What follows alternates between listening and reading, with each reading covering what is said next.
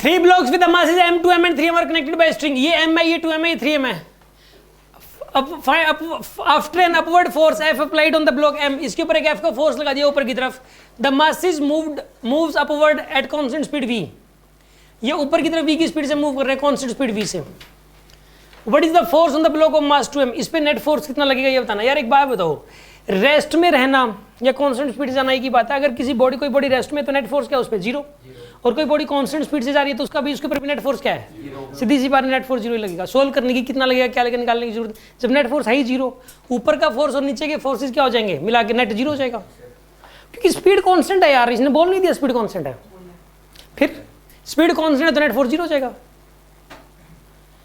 यार अगर फोर्स होता कुछ ना कुछ तो स्पीड बढ़ नहीं जाती, ठीक है ना. ऊपर की तरफ होता तो बढ़ जाती, नीचे की तरफ तो घट जाती स्पीड.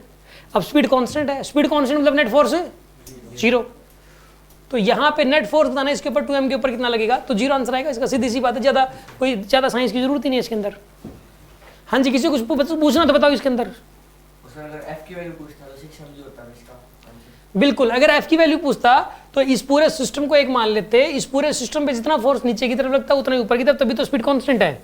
तो पूरे सिस्टम पे नीचे 6 mg लग रहा है तो f की वैल्यू भी जरूर 6 mg होगी. ठीक है. यस, किसी के मन में कोई डाउट हो तो बताओ.